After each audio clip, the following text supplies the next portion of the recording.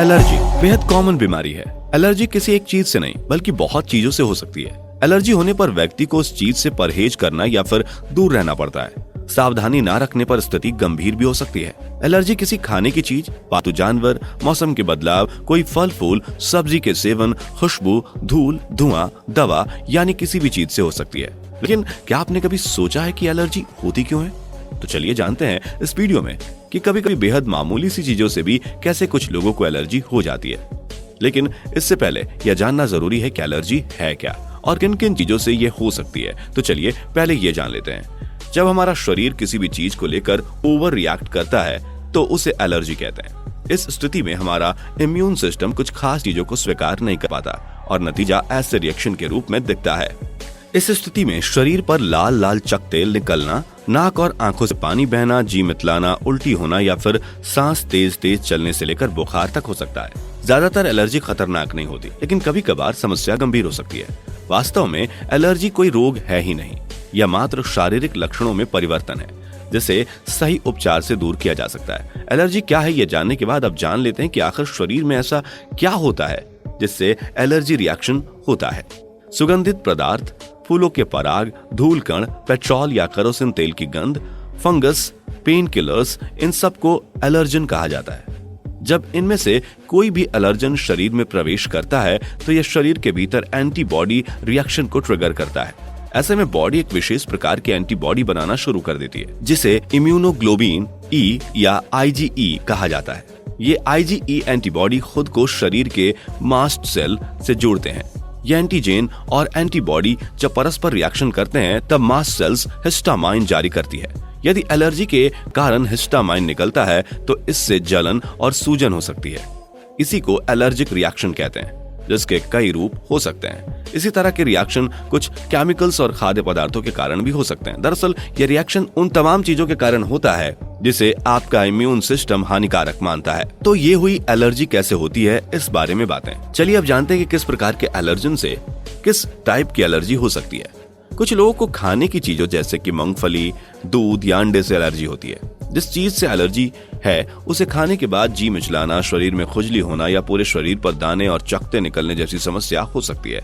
आमतौर पर कुछ खाने के बाद 10 मिनट से लेकर आधे घंटे के अंदर एलर्जी के लक्षण उभरने लगते हैं। धूल के कणों में माइक्रोब्स होते हैं जो हमारे आसपास मौजूद रहते हैं। माइक्रोब्स ज्यादा ह्यूमिडिटी में पनपते हैं। इनसे होने वाली एलर्जी में आमतौर पर छींकें और आंख नाक से पानी बहना जैसी दिक्कत होती है। कुछ लोग की स्किन भी किसी कीड़े के काटने पर एकदम लाल होकर फूल जाती है। कभी कभार उल्टी, चक्कर आना और बुखार भी हो सकता है। मधुमक्खी, कीट और चींटियों के काटने से ज्यादातर लोगों को एलर्जी हो जाती है। दरअसल इनके काटने पर शरीर में हिस्टामाइन रिलीज होता है और हम इसके परिणाम में शरीर को खुजलाने लगते हैं या हमें रेडनेस हो जाती है। कॉकरोचेज और डस्ट माइट, ये 2 कीड़ों के काटने से कुछ लोगों को अस्थमा हो जाता है। रबड़ से बनी किसी भी चीज जैसे ग्लव्स या मेडिकल इक्विपमेंट्स के इस्तेमाल से जलन, नाक बहना, छींक, सांस की घबराहट और खुजली की समस्याएं हो सकती हैं। खुशबू भी कई लोगों के लिए एलर्जी की वजह हो सकती है। परफ्यूम, खुशबू वाली मोमबत्तियां और कुछ ब्यूटी प्रोडक्ट्स की खुशबू से सर दर्द और जी मिचलाने की समस्या हो सकती है। पालतू जानवर भी कई लोगों की एलर्जी का कारण होते हैं। जानवरों के बाल, उनके मुंह से निकलने वाली लार और रूसी से कई लोगों को गंभीर परेशानियां होती हैं। कई लोगों को तो किसी खास मौसम में भी एलर्जी होती है। जैसे मौसम बदलने लगता है तो इन लोगों के गले में खराश, बुखार, नाक बहना, आंखों में जलन जैसी समस्या होती है। ऐसे में कोशिश करें कि ज्यादा से ज्यादा घर के अंदर रहें। तापमान में तेज बदलाव से बचें, यानी एकदम ठंडे से गर्म या गर्म से ठंडे में ना जाएं। पॉलन यानी कि फूलों के परागकणों से भी लोगों को एलर्जी होती है। पेड़ पौधे और घास फूस के संपर्क में आने पर ये बारीक कण नाक और गले में चले जाते हैं और दिक्कत की वजह बनते हैं। जिस मौसम में पॉलन आते हैं उस दौरान घर से बाहर कम निकलें। घर की खिड़कियां बंद करके रखें, AC या पंखे में रहें और कूलर का इस्तेमाल ना करें। घर में एयर प्यूरिफायर लगवाएं। घर से बाहर निकलना ही है तो आंखों पर चश्मा और नाक पर मास्क लगाकर बाहर निकलें। कई लोगों को मेटल जैसे कि गोल्ड या सिल्वर ऑक्सीडाइज्ड ज्वेलरी से एलर्जी होती है तो कुछ को लेदर या सिंथेटिक कपड़ों से।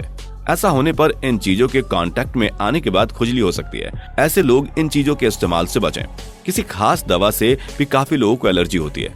इसे ड्रग एलर्जी कहा जाता है। कमजोर इम्यूनिटी के कारण ड्रग एलर्जी की समस्या हो सकती है। ड्रग एलर्जी के कारण दवा का सेवन करने पर शरीर में हिस्टामाइन बनने लगते हैं। कुछ दवाएं जैसे कि इंसुलिन, सल्फा ड्रग और एस्पिरिन ड्रग एलर्जी का कारण बन सकती है। ड्रग एलर्जी के कारण शरीर में चकत्ते पड़ सकते हैं। इसके अलावा इससे आपको पेट में दर्द, सांस लेने में परेशानी और डायरिया की समस्या हो सकती है। एलर्जी की समस्या से बचाव के लिए आपको ये समझना बहुत जरूरी है कि आपको किस चीज से एलर्जी है। अगर आपको ये बात पता चल जाएगी तो आपको आगे सावधानी बरतने में आसानी होगी। तो दोस्तों, जैसा कि हमने पहले भी बताया, अगर आपको किसी फूड से एलर्जी है तो आपको उससे दूर रहना चाहिए। अगर किसी फूल से, जानवर से या फिर धूल से एलर्जी है तो आपको उनसे दूर रहना चाहिए। तो फ्रेंड्स, आज की वीडियो के लिए बस इतना ही। अगर आपको ये वीडियो पसंद आया हो तो इसे लाइक और शेयर करें। ऐसे इंपॉर्टेंट और नॉलेज वाले वीडियोस के लिए इस चैनल को सब्सक्राइब और फेसबुक पेज को फॉलो जरूर करें। Thanks for watching.